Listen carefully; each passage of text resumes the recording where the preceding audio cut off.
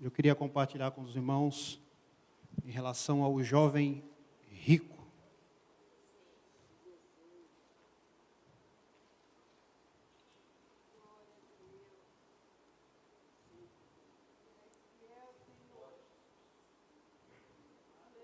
Amém? Mateus 19, 16. Vamos ler. E trouxeram-lhe então... 16. E eis que, aproximando-se dele um jovem, disse-lhe: Bom mestre, que bem farei para conseguir a vida eterna? E ele disse-lhe: Por que me chamas bom? Não há bom senão só um, que é Deus. Se queres, porém, entrar na vida, guarda os mandamentos. E disse-lhe ele: Quais? E Jesus disse: Não matarás, não cometerás adultério, não furtarás, não dirás falso testemunho, honra teu pai e a tua mãe, e amarás o teu próximo como a ti mesmo. E disse-lhe o jovem: Tudo isto tenho guardado desde a minha mocidade. Que me falta ainda?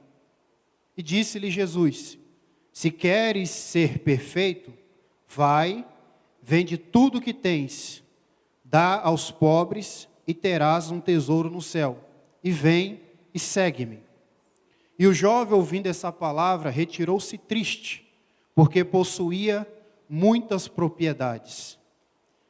Disse então Jesus aos seus discípulos: Em verdade vos digo que é difícil entrar um rico no reino dos céus.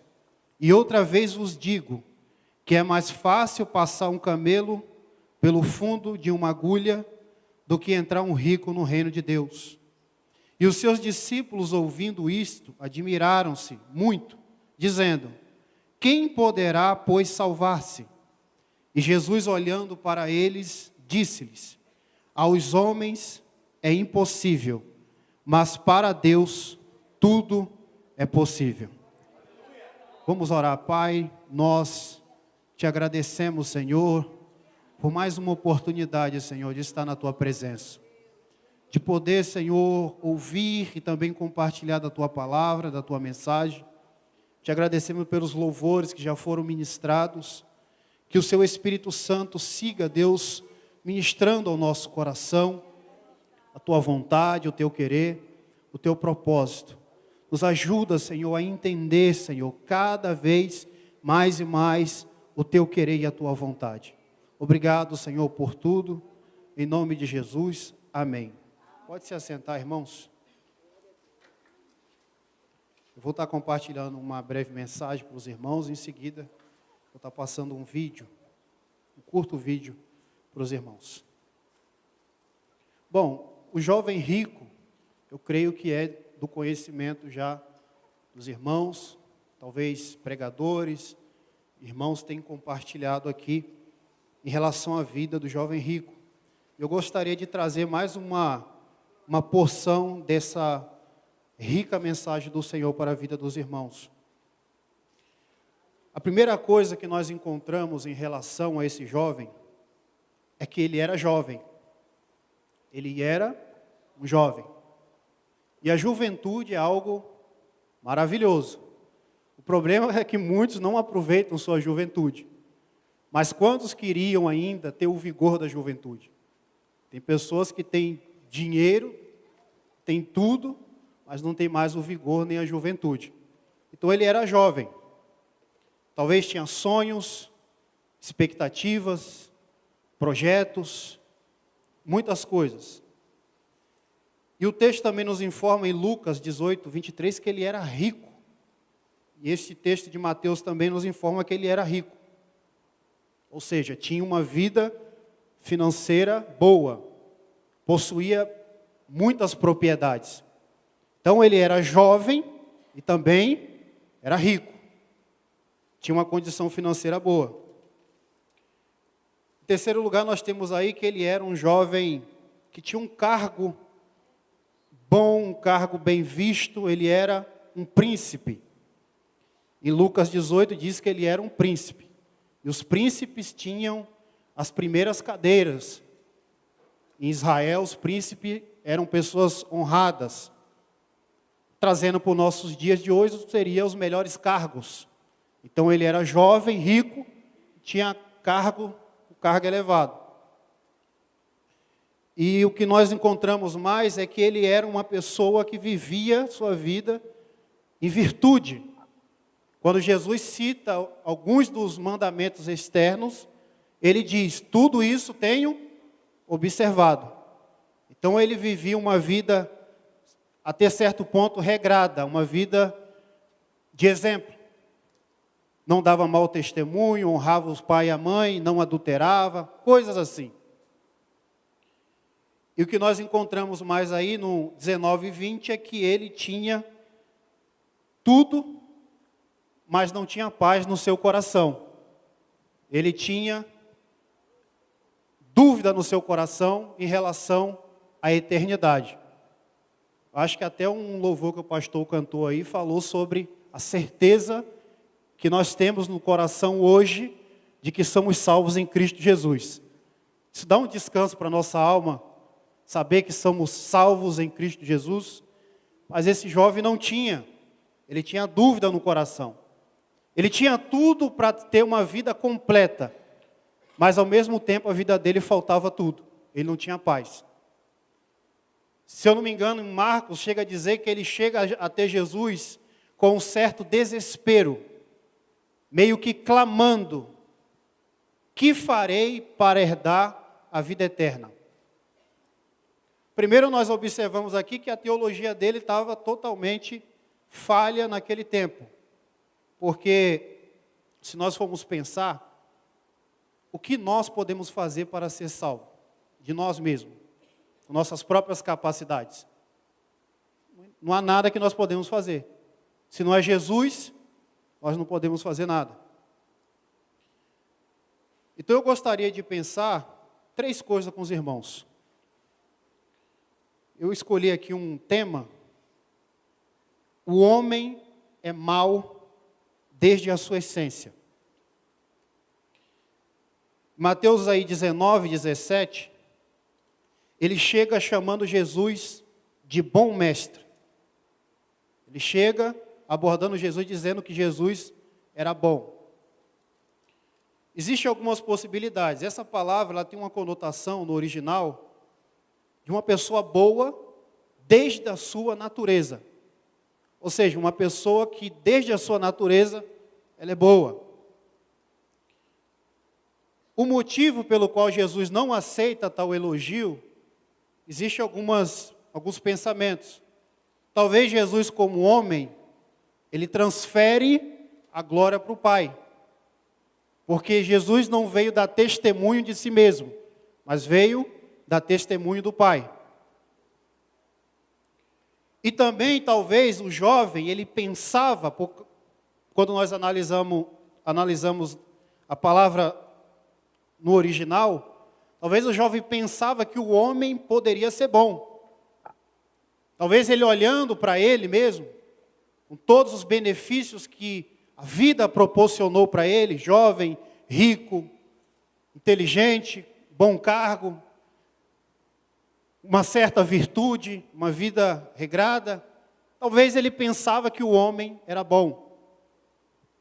Ou talvez também, ele chama Jesus de bom mestre porque os mestres daquele tempo eram considerados pessoas boas.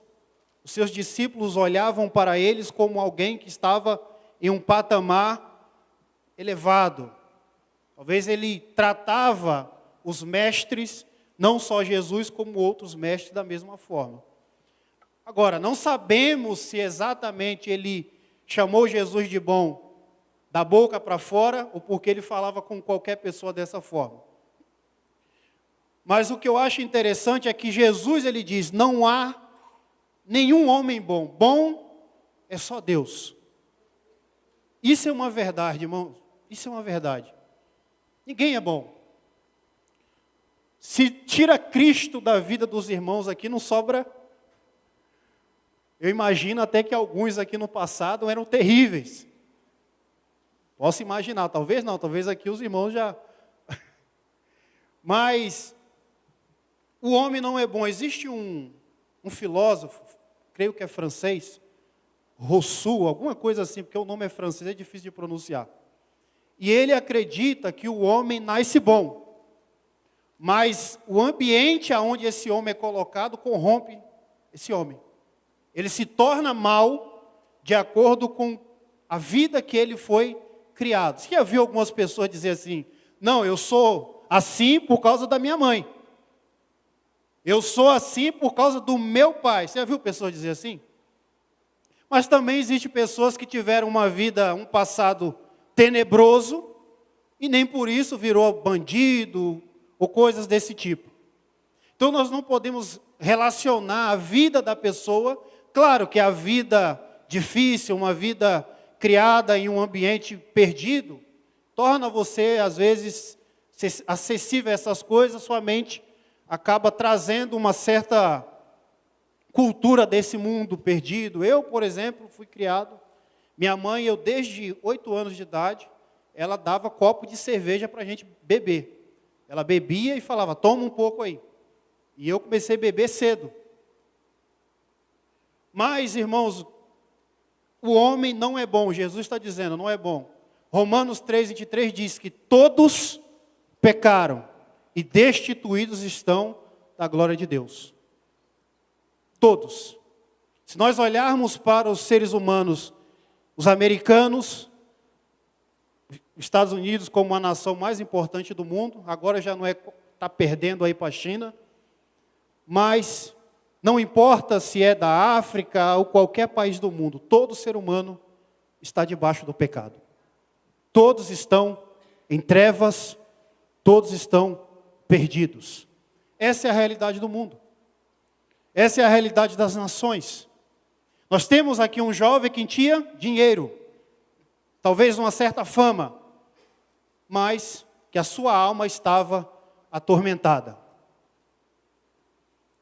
Então Jesus, ele confirma que o homem é mau. E ele não só confirma, mas também ele prova que o homem é mau. Vamos ver aí alguns pontos aí. Mateus 19, 18 ao 21 diz aí. Disse-lhe ele, quais? E Jesus disse, não matarás, não cometerás adultério, não furtarás, não dirás falso testemunho, honra teu pai e tua mãe, e amarás ao teu próximo como a ti mesmo. Ele cita 6 mandamentos. O último mandamento, honra ao teu próximo como a ti mesmo, dos 3 evangelhos sinóticos, o único que cita amarás ao teu próximo como a ti mesmo é Mateus. Por isso que eu estou lendo o evangelho de Mateus. O único que cita. Os outros citam os 5 mandamentos, mas não cita esse último. Por quê? Amarás a teu próximo como a ti mesmo é resumo de uma certa parte da lei. Lembra dos 2 mandamentos que Jesus disse que resume toda a lei? Amar a Deus sobre todas as coisas, de todo o teu entendimento, e ao teu próximo, de maneira que não tem como você separar o amar ao próximo do amar a Deus, e o amar a Deus, o amar ao próximo. Esses 2 mandamentos estão inteiramente ligados. E o que eu acho interessante é que todos os mandamentos, vamos analisar aí. Não matarás é um mandamento relacionado ao seu próximo. Não cometerás adultério. Quando uma pessoa comete adultério, ela peca contra o corpo e contra o seu próximo. Se tiver uma família, filhos destruídos, esposa, ambos os lados, é uma destruição, é ou não é? Então é um pecado contra o próximo. Não furtarás, você rouba de quem? Seu próximo. Não dirás falso testemunho. Quando você levanta uma calúnia, é contra quem? Contra o seu próximo. Honra teu pai e tua mãe, é o seu próximo. E aí ele fecha, ama o próximo como a ti mesmo. Então, nós percebemos aqui que todos os mandamentos estão resumidos em um só. Ama o teu próximo como a ti mesmo. São mandamentos em relação ao amor ao próximo. E o que é interessante é que ele diz para Jesus, tudo isso eu tenho guardado, desde a minha mocidade. Vamos pensar uma coisa, irmãos, não precisa às vezes nem ser crente para guardar esses mandamentos aqui. Quantas pessoas que você conhece que não cometem esses pecados aqui? De adultério, não rouba, não fala mal das pessoas. Às vezes é mais íntegro do que muitos de nós cristãos. Sim ou não? Eu já vi até um ditado popular aí que às vezes nós cometemos pecados piores, né? Que o diabo até duvida. E tem pessoas que têm mais caráter, que nunca entrou numa igreja do que nós.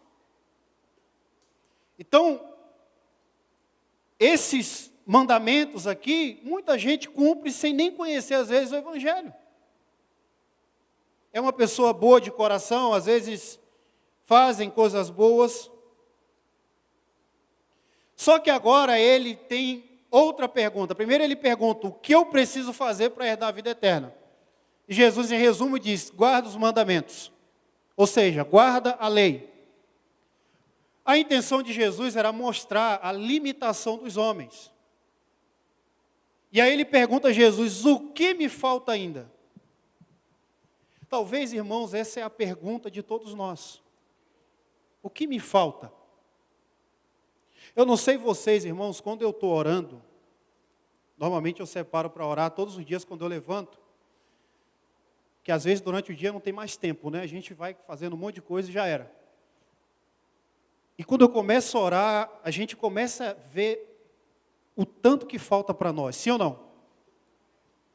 O quanto nós estamos longe do padrão que Deus exige de nós, sim ou não? E ele pergunta, o que me falta ainda? Talvez se você perguntar, o que me falta ainda? Falta muita coisa. Nós pecamos em pensamentos, pecamos em palavras, pecamos em pecado de omissão, e às vezes maldizendo a vida do irmão, e tantos pecados. Só em pensamento, às vezes a pessoa está quietinha, você não imagina o que ela está pensando. E ela está desejando a morte da pessoa de boca fechada. Não é assim? Somos pecadores. E ele pergunta, o que me falta ainda? Talvez se você perguntar para Deus o que te falta, irmãos, na sua oração, você vai perceber o tanto que falta para você. Que falta para mim, que falta para nós. Por isso, a salvação é pela graça. Porque o que falta para nós, falta muito. E Jesus responde, verso 21. Se queres ser perfeito, vai, vende tudo que tens, dá aos pobres, e terás um tesouro no céu, e vem e segue-me. Jesus dá duas ordens para ele só. Eu imagino aqui que se Jesus fosse falar tudo que faltava para ele, eu acho que o livro de Mateus não ia caber. Mas Jesus resume em duas coisas.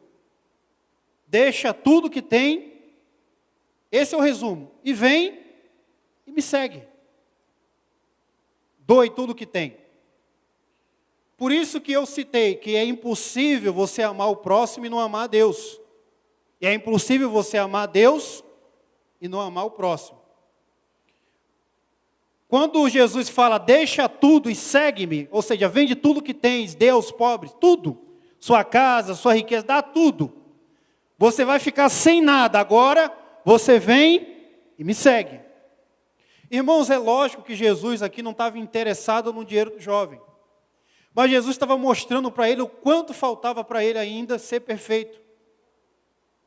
Jesus falou, se queres ser perfeito. E deixar tudo e seguir Jesus é relacionado a amar a Deus sobre todas as coisas. Vamos ler aí o 29, desse mesmo capítulo.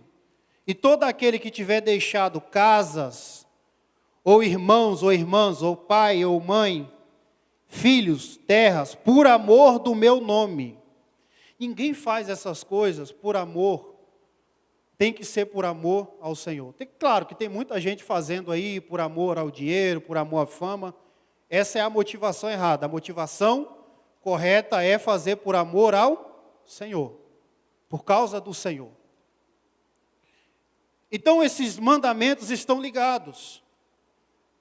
Jesus estava mostrando para esse jovem, resumindo os 2 mandamentos, e ele faz a mesma coisa com aquele doutor da lei que pergunta para Jesus, o que eu farei? A mesma pergunta para herdar a vida eterna. E Jesus pergunta a ele, o que diz a lei? E ele resume, ama a Deus sobre todas as coisas, ao teu próximo como a ti mesmo. E ele pergunta a Jesus quem é o próximo. E Jesus conta a parábola do bom samaritano para ele. E o que é interessante é que Jesus não diz para ele fazer a mesma coisa que o bom samaritano fez. Cuidar de uma pessoa ferida.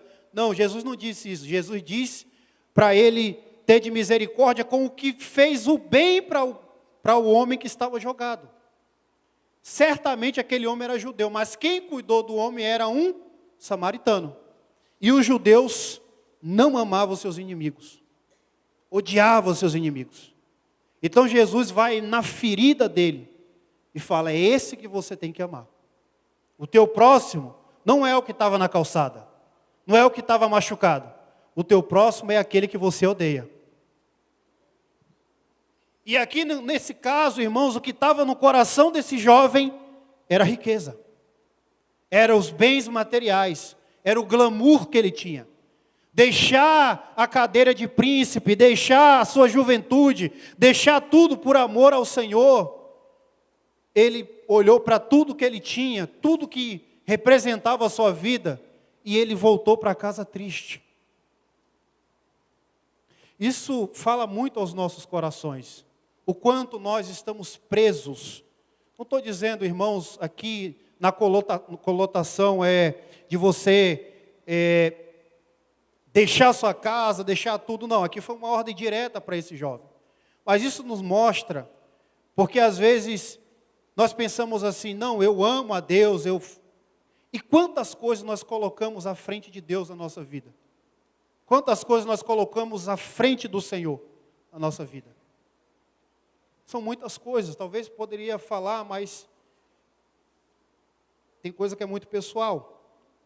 Então, primeiro Jesus afirma que o homem é mau, depois ele mostra que o homem é mau, que o homem é pecador, mostra para esse jovem o quanto faltava para ele, e Jesus mostra que é impossível ao homem, por causa do pecado, salvar-se a si mesmo. Eu queria ir para a última parte. Mateus 19, 24 ao 26, diz assim, eu vou ler o 25. Vou ler o 23. Disse-lhe então Jesus aos seus discípulos, em verdade vos digo, que é difícil entrar um rico no reino dos céus. E outra vez vos digo que é mais fácil passar um camelo por um fundo de uma agulha do que um rico entrar no reino dos céus. Alguns pregadores usam uma ilustração de que existe um lugar eu nunca tive em Israel. Talvez o pastor Lissandro vai saber melhor que eu. Mas eu pesquisei e alguns dizem que existe um lugar que passa um camelo apertado e tal, chamado de agulha, algo desse tipo. Mas se você for ler o texto está narrando uma impossibilidade. Então, no entendimento do texto, se entende que Jesus está mostrando que o homem está longe de salvar-se a si mesmo. E eu consigo olhar para esse texto e entender que Jesus está comparando uma agulha e um camelo. Ou seja, o homem, por si próprio, não tem condições de entrar no reino dos céus. É impossível. Primeiro, Jesus ele está falando dos ricos aqui. É tanto que os discípulos falam no 25. E os seus discípulos, ouvindo isto, admiraram-se muito, dizendo: quem poderá, pois, salvar-se? Está vendo como Jesus está mostrando aqui uma impossibilidade? Quem poderá, pois, salvar-se? E aí Jesus sai da realidade dos ricos e traz para todos. Não é que Jesus, eu já ouvi até pregação dizendo que os ricos é mais difícil entrar no céu. E não é isso que o texto está dizendo. O que Jesus está mostrando é que para o rico, para o pobre, para qualquer um, aos homens em geral, é impossível entrar no reino do céu se não for a graça do Senhor. Porque ele muda aí o seu argumento no 26. E disse Jesus, olhando Jesus para ele, disse: aos homens é impossível. Ou seja, a todos os homens. Quer seja pobre, quer seja rico. É impossível. Mas para Deus, tudo é possível. Aos homens é impossível. E quando nós falamos de impossibilidade, irmãos, às vezes nós não conseguimos mensurar por que é tão difícil para o homem poder entrar no reino dos céus.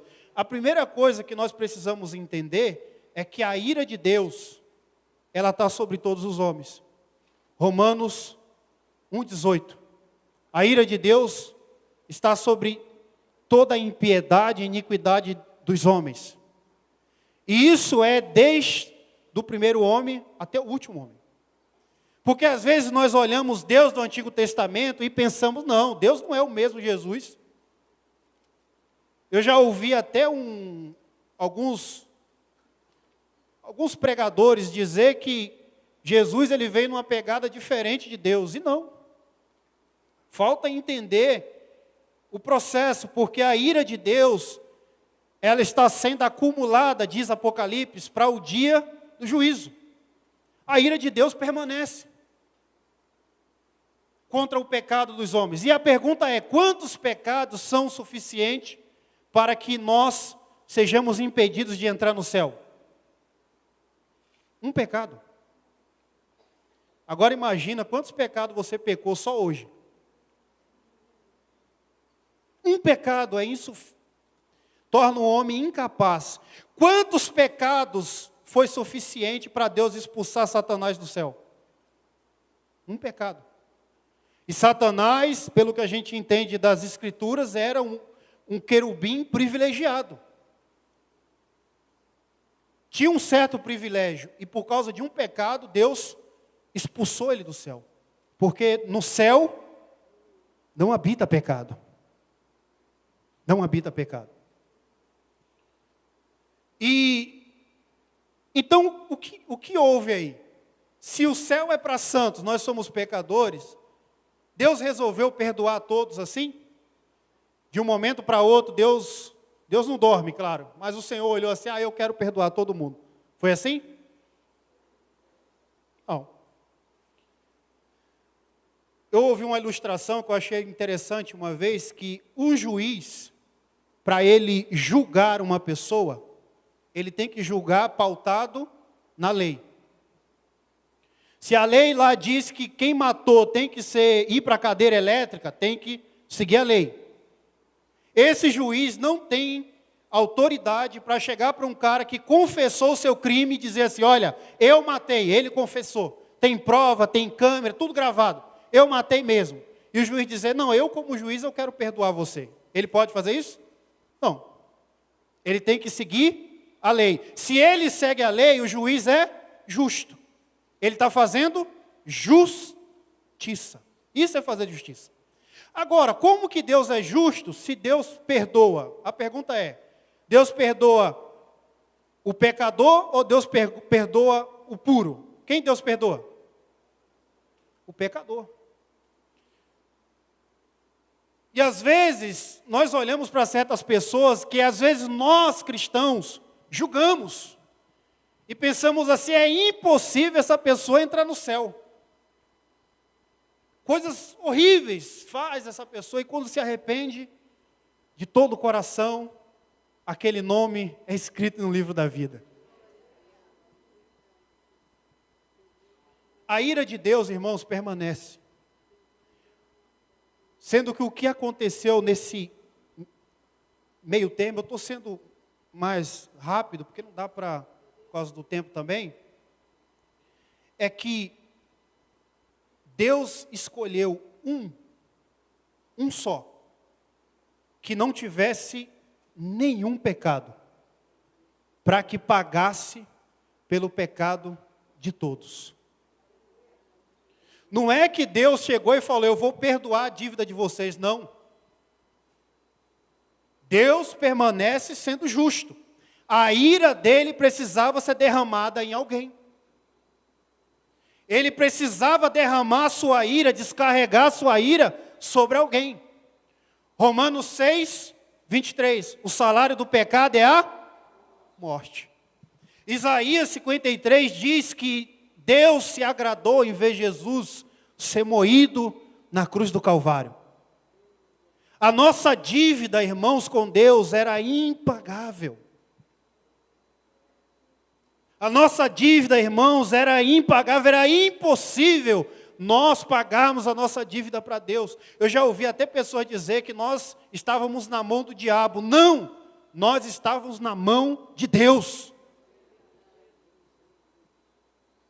E Jesus, como puro, como santo, que não tem pecado, justo, Deus derramou sua ira sobre Jesus. E através da morte de Jesus, a justiça de Jesus, porque Jesus é justo, foi transferida para a minha e para a sua vida.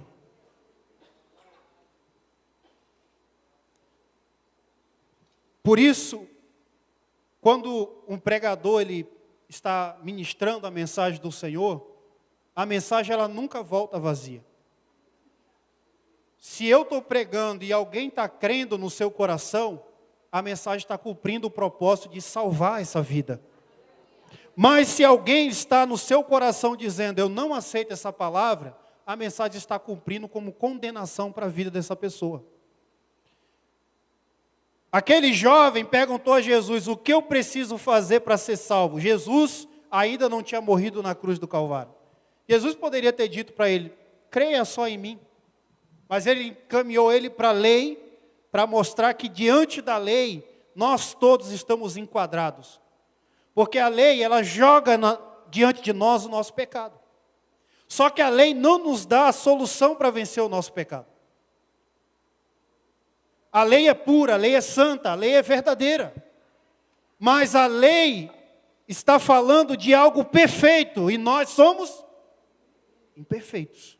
O caminho da salvação estava aberto através da lei, mas os homens não tinham condições de seguir toda a lei.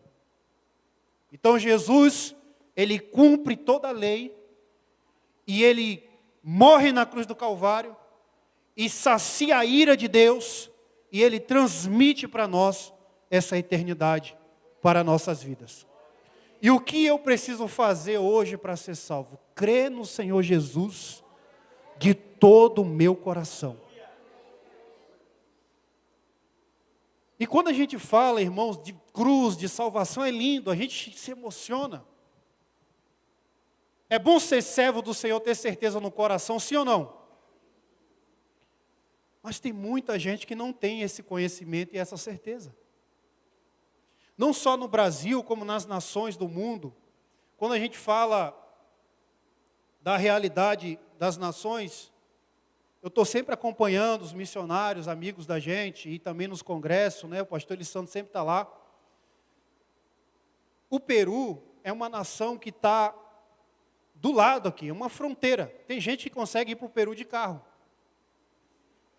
O Peru ele tem 8% de evangelho protestante. 8%. O que predomina no país é o catolicismo, católico romano. Só que tem outras religiões ali que predominam também. E é muito pouco evangelho. Tem aldeias inteiras que a gente, pela graça de Deus, conseguimos ir que não tem evangelho. Quando eu cheguei na nação peruana, eu tive que refazer toda a minha mensagem. Porque no Brasil a gente está acostumado a subir no púlpito e lá você tem que pregar de uma forma mais detalhada, mais fácil para poder eles entenderem, porque é muita novidade, em muitos lugares. De maneira que o missionário lá pediu para o irmão abrir Romanos, ele não sabia nem o que era Romanos. O que é Romanos? Não sabia. No tempo que eu fiquei no Peru, a minha esposa está de prova, as pessoas me faziam perguntas que davam vontade de chorar. Perguntas que nós sabemos da escola bíblica dominical no Brasil, eles não sabiam. Pessoas adultas, não sabia. Porque o evangelho lá é pouco. Tem algumas igrejas, até comentei com o pastor Alessandro, algumas igrejas vão para os países e servem de escândalo lá. Por exemplo, não vou falar nome de denominações aqui, mas algumas denominações vão para lá para pedir dinheiro do povo, para explorar o povo. E às vezes se prega um evangelho que não é o verdadeiro evangelho. Então, nós precisamos entender, irmãos, que essa salvação é para todos. Essa salvação é para todos, é para mim, é para você. Mas nós precisamos compartilhar esse evangelho, compartilhar essa palavra com as pessoas. O que eu acho interessante, vamos ler em Marcos 10, 20. Marcos 10, 20 é o único que fala, que diz, não?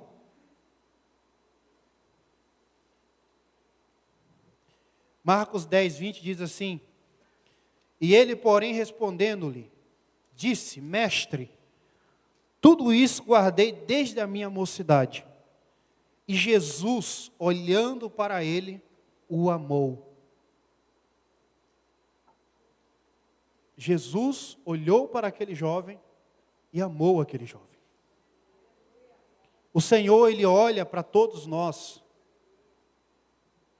pecadores, falhos. Às vezes você não é amado pelos seus pais, às vezes pela própria esposa, ou pelo próprio esposo, pelos filhos.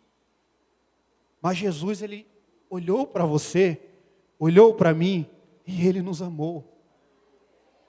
O Senhor olhou para as nações, para o povo, para a humanidade caída, condenada à perdição eterna, e Ele amou as nações. Amém, irmãos? Que essa palavra ela possa falar mais ao seu coração. Eu gostaria de colocar um pequeno vídeo. A gente ficou num período de 1 ano, retornamos para fazer um tratamento, mas se tudo der certo, se for a vontade do Senhor, se Deus quiser, o mais breve possível estaremos retornando para continuar os trabalhos. São muitas almas sedentas no Peru.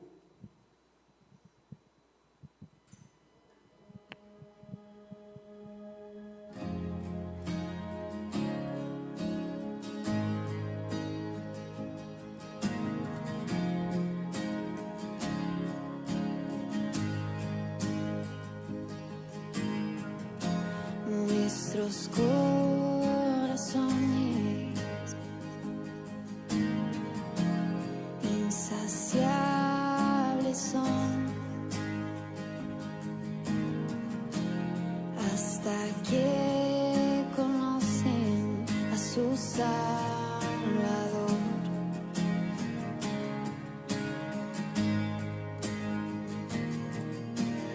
Tal y como somos, nos amó. Hoy nos acercamos sin temor. Él es el agua que a beber nunca más tendremos sed. Jesucristo basta, Jesucristo basta. Mi castigo recibió y su herencia me entregó. Jesucristo basta, Jesucristo basta.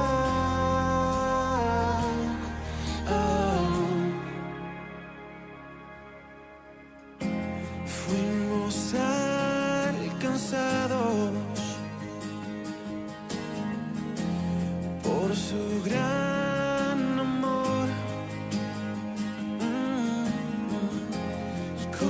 brazos abiertos nos recibe hoy.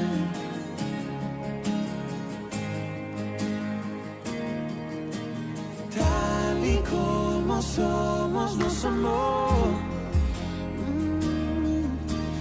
Hoy nos acercamos sin temor.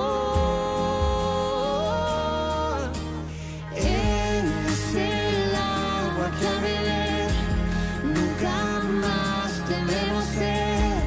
Jesucristo basta, Jesucristo basta. Mi castigo recibió y su herencia me entregó.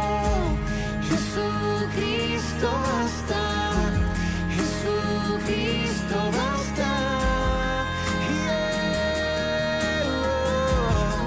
Jesucristo basta.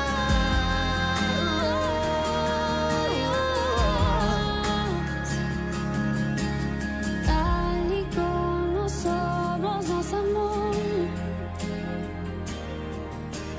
Hoy nos acercamos sin temor, sin temor. Tal y como somos nos amó. Oh, y hoy nos acercamos sin temor. Y es el agua que al beber nunca más tendremos sed. Jesucristo basta, Jesucristo basta. Mi castigo recibió y su herencia me entregó. Jesucristo basta, Jesucristo basta. Jesucristo basta.